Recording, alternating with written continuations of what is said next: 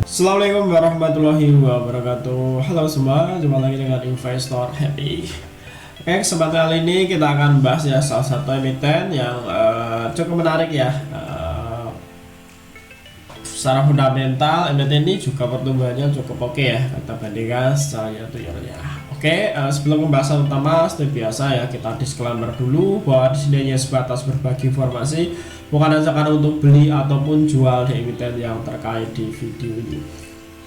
Oke, kita akan bahas saham Alka ya, atau Alaska Industries. Nah, ini perusahaannya nih lumayan banyak ya core bisnisnya, salah satunya pengolahan aluminium teman-teman.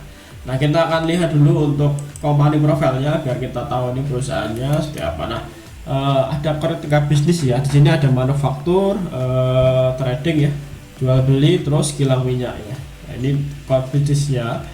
Nah, ini websnya dari Alka ya, atau Alaska Industries. Nah, ini di manufaktur.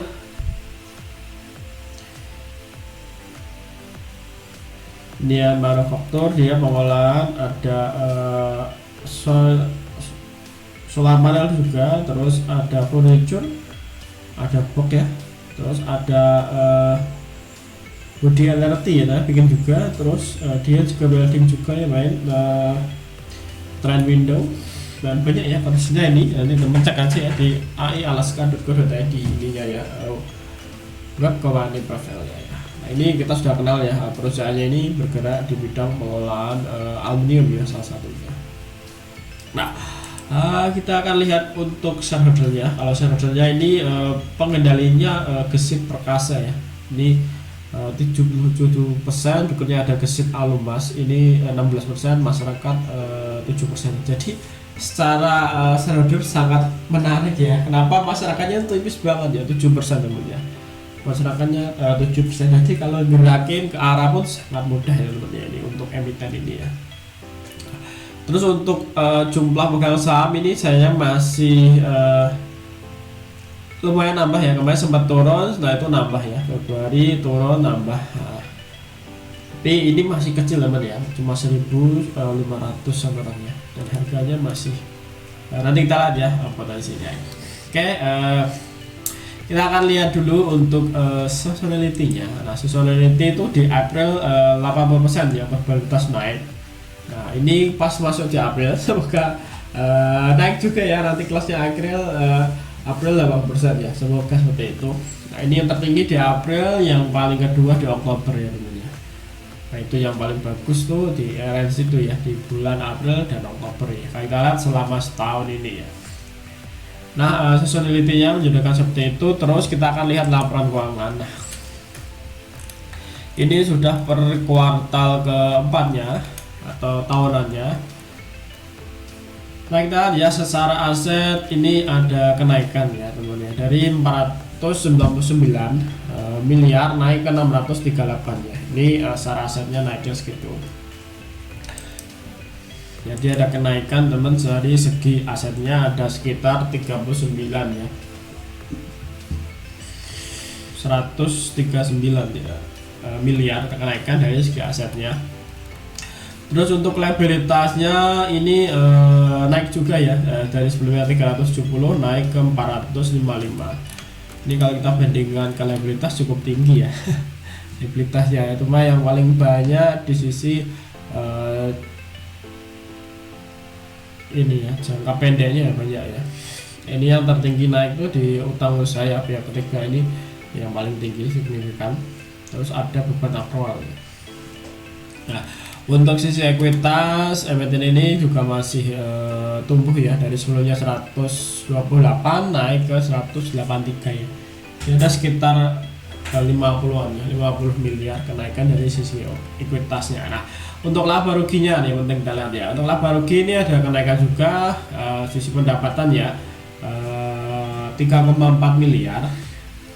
Kalau kita bandingkan secara year ini naik ya, sekitar 4,1 miliar ya teman ya. Oh, triliun guys, sorry guys. Ternyata ini disajikan dalam ribuan ya. Jadi ada pendapatan dari sebelumnya 3,4 triliun naik ke 4,1 triliun ya. Ada 1 triliun sendiri untuk kenaikan ya. Tapi beban pokok juga naik ya. Nah, tiga beban pokoknya cukup tinggi ya, 3,4 juga. Terus ini naik ya ke 4 triliun. Jadi laba bruto sekitar 71 miliar. Kalau kita bandingkan secara year to year ini naik ya, dari sebelum 42 naik ke 71.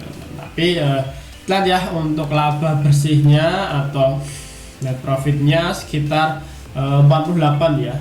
Ini kalau kita bandingkan secara year to year ini naik hampir 3 kali lipat ya, karena sebelumnya 17 miliar naik ke 48. Jadi ada kenaikan sekitar 300% teman-teman ya, 3 kalinya ya. Nah, untuk IPS nya juga sama ya. Untuk IPS nya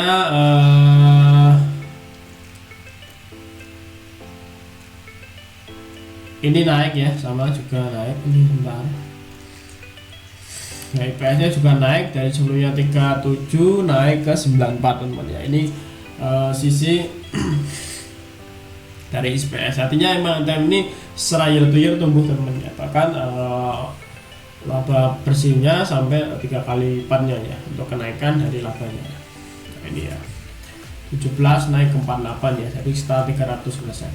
Nah, kita ya untuk cash flow operasional, nah ini penting juga lihat. Nah, itu cash flow nya juga naik teman ya, dari sebelumnya 67 naik ke 177, jadi ada sekitar 250-an ya kenaikan dari sisi cash flow ya, dari operasional. Artinya setelah fundamental ini masih bukan laba, cukup sehat. Cuma yang kurang bagus tuh likuiditasnya ya, kalau kita bandingkan dengan asetnya cukup tinggi ya, hampir 70-60% ya sekitar itu.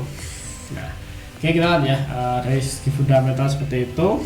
Nah, kita lihat untuk chartnya ya seperti apa nih. Nah,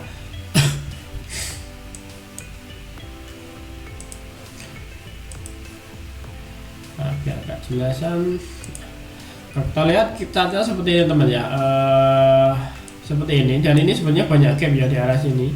Nanti ada potensi ketutup, alhamdulillah ya masih tutup. Nah, mungkin ini masih ada penurunan, mungkin ada penurunan dulu. Kalau kita lihat ke belakang tuh dia biasanya dibentokin ya, setelah naik tinggi bentokin ke dekat areanya ya, area sebelum naik lalu dinaikin. Kemungkinan sama ya, ini juga sama, setelah itu naik ya, start naik ini dia naik sini terus dibentokin dekatnya ya, kemungkinan nanti sama ya, mungkin sama, mungkin trennya sini ya, mungkin dia akan jatuh ke sini dulu ya, oke dulu baru nanti dia naik ya. Nah, mungkin akan seperti itu kemungkinannya, mungkin baru naik ke sini. Nah, jadi strateginya ya kita tunggu aja dulu sampai nanti dia nggak bikin BS. Semoga harapan saya sih turun dulu ya, biar kita dapat harga barang murah dulu. Nah, nggak jalan dulu. Ini menarik ya, kenapa ini tuh volatile banget ya, volatile banget. Bahkan ini dia bikin gap yang cukup tinggi ya. Nah, kelihatan nih dari sini. Nah, ini kemarin tuh hampir naik sekitar 165% ya. Ini kenaikan, ini juga sama ya, setelah turun terus naik ya, ini hampir 100% teman-teman.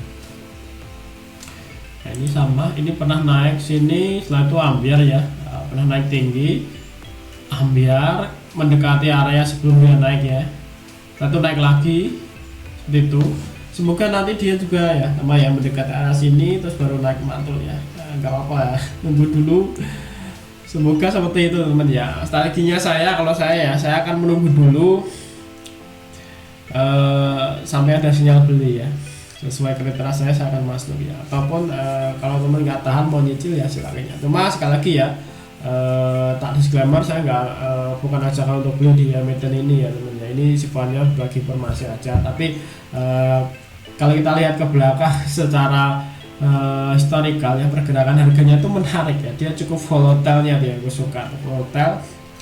Terus pemegang sahamnya nggak banyak dulunya, nggak banyak, masih 1.500 ya. Nah, ini tipis banget ya. Ini mirip kayak di SMDN itu, sekali pukul bisa langsung arah temennya. Nah, oke, kayak gitu ya teman ya, strateginya nunggu di arah sini, ataupun teman mau nunggu di arah sini silakan, ataupun di arah sini silakan ya, ataupun mau punya strategi mas sendiri ya silakan teman ya. Targetnya nggak banyak, yang penting cuan aja ya. Oke, kurang lebih seperti itu ya untuk analisisnya. Untuk resumnya ya, secara fundamental ini masih sehat ya, cuma kekurangannya ya menurutku kurang bagus ya, sisi likuiditas ya cukup tinggi ya. Likuiditasnya cukup tinggi kalau kita bandingkan dengan Asia, cuma secara cash flow-nya operasional juga bagus, tumbuh, terus pendapatannya juga naik ya. Terus dari sisi seasonality-nya tuh yang probabilitas naik tinggi itu di bulan April dan Oktober. Di bulan itu kalau kita data ke belakang. Nah sini historical dividend belum kelihatan ya. Nah, emang dari dulu mah cukup volatile ya ini berarti ya. Nah, untuk sisi perusahaannya PT ini bergerak di bidang pengolahan ya, pengolahan aluminium itu terutama, ada juga kilang, terus nyiapin raw material juga ya, kayak kobalt, aluminium ya, seperti itu. Oke, untuk sisi teknikal ya strategi saya seperti itu, nunggu dia mendekati area sebelum dia naik ya. Nah, mendekati di area sebelum dia naik. Nah, oke, kalau lebih seperti itu. Kalau ada pertanyaan ataupun request silahkan aja tulis di kolom komentar. Terima kasih semua yang sudah nonton video ini. Sampai ketemu di video berikutnya. Happy cuan and happy investor. Bye bye.